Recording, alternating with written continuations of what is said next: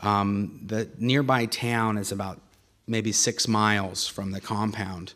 And as I was driving down the highway to drive into the town, the security guards pulled next to me and told me that I needed to return. When I refused to turn around and come back to the compound, they ran me off the road in the security SUV. Literally, I crashed on the side of the road on my motorcycle. And somebody who was driving by witnessed this, an anonymous person, called the police, and the only reason that I was able to escape was because the police escorted me into the nearby town. Even when I was being escorted by 2 separate police cars, they sent 2 more vehicles from the Scientology compound to follow the police and myself to find out where I was going. And the police had to pull over these people and threaten them with arrest in order for them to not follow me into the town and find out where I was trying to get to so that I could escape the town altogether and get away from there. I didn't have any money. I had no job to go to. I had no place to go to. I literally was escaping, and I would rather die homeless and starving than to stay at that property. I was willing to risk everything to leave, because the threat of serious harm was so great for me to stay there. And I think Bruce said it, that every single one of us that was in the Sea organization had done the RPF except for me.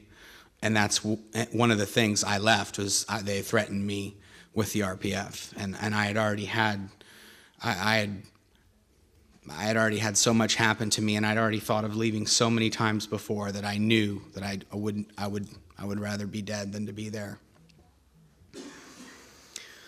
Even after I escaped, the Scientology organization contacted every single one of my family and told them that I was a suppressive person, that they were never to speak to me ever again.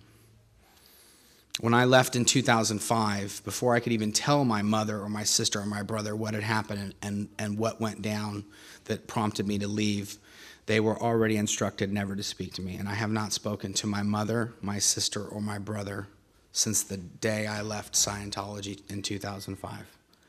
I have 2 young children. I have a 4-year-old and a 2-year-old, and my mother has never seen them. She's never spoken to them. They have no grandmother because she was told by the Scientology organization that if she even talked to me, her future eternity and the future eternity of all mankind would be threatened if she were to talk to me, her only son. First son. My wife's parents, my wife left 2 weeks after I did. My wife's parents have never seen their grandchildren. They have no grandmother or grandfather because her parents as well were told never to speak to us ever again.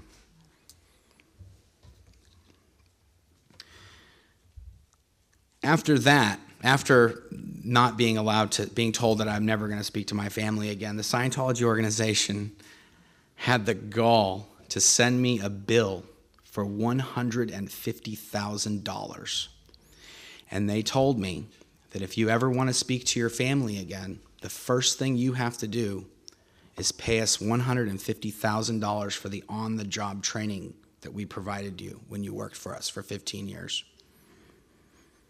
That was the very first thing they wanted. They wanted $150,000, and then they would give maybe they even said it's possible that you might be able to speak to your family again.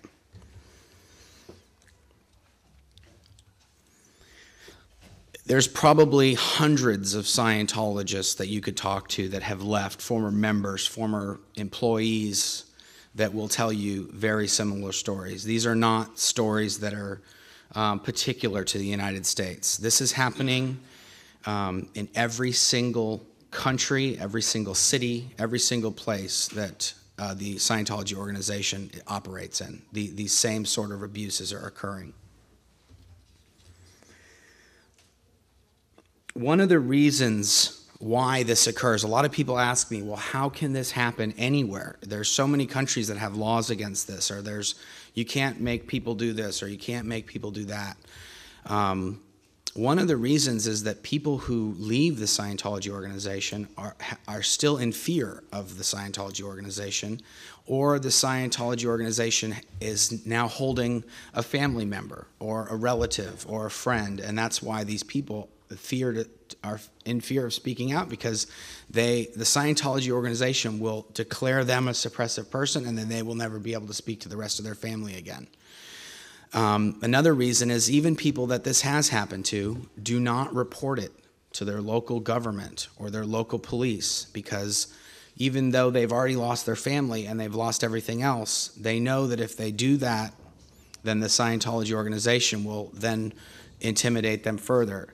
And that one thing is the one thing that people need to realize is going to perpetuate this activity. If the governments and the local police do not have reports from people, or people do not come forward and say what happened to them, the governments in the United States, in Europe, anywhere where this is happening, their hands are tied. They cannot do anything if people don't report or don't speak out and don't contact whoever their local government or their police organization is. That makes it so they can't do anything.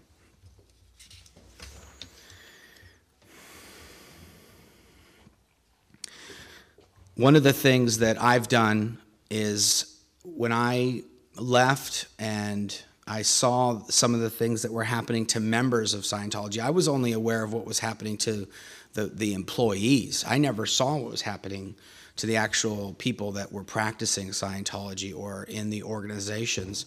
And when I saw that these people were also being abused, I started posting and writing some of the stuff that had occurred at the international headquarters on the internet. And I eventually wrote a book detailing out these things that happened there.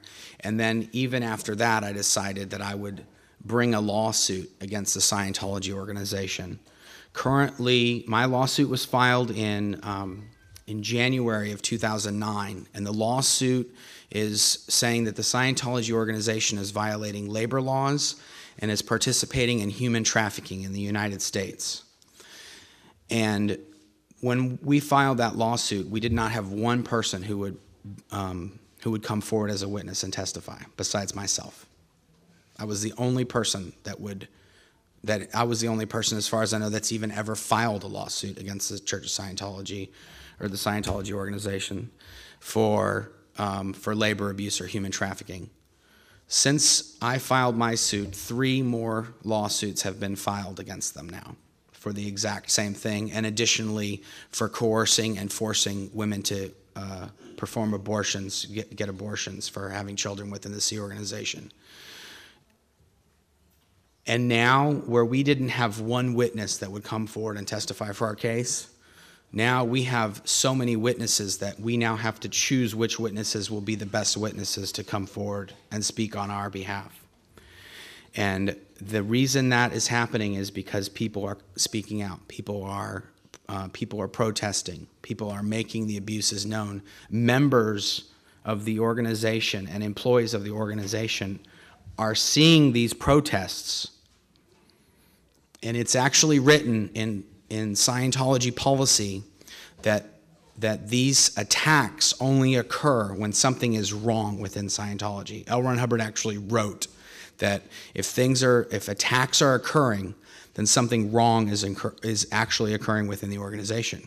And so when you guys are attacking them and lawsuits are being filed and media are speaking about Scientology, the Scientologists themselves question what's happening, and they start to leave, and then they join the ranks of the people that are speaking out against the wrongs that are happening within the organization.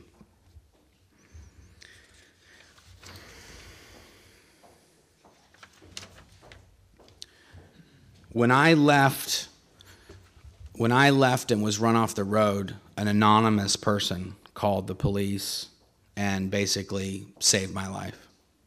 And that's how I got to safety. So I can only hope that people that are hearing this today and whoever hears this on the internet, I can only hope that they as well do the right thing, and hopefully we can sort this out. Thanks a lot.